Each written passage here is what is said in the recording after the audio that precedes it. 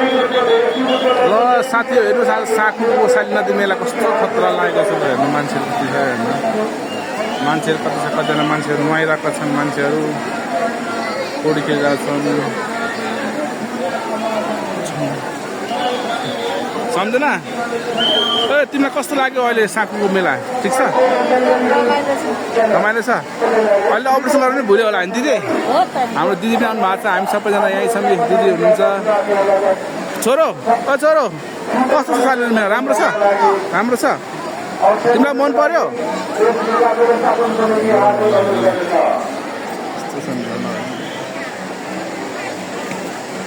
यहाँ मान्छेले नुहाउँछ नुहाएपछि पाक्छ जान्छ यहाँ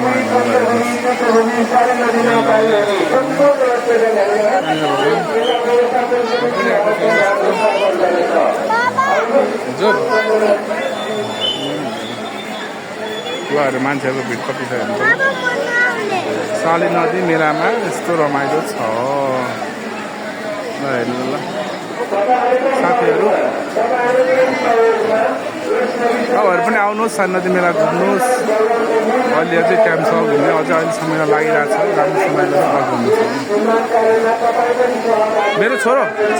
तिमीलाई कस्तो भइरहेको छ मेला राम्रो लागेको छैन र मेला भन्नु राम्रो लागिरहेछ तिमीलाई खेल्न मन लागिरहेछ नुहाउनु हुँदैन अब हामी घर जाने ल घर नुहाउने हामी घर जाने हुँदैन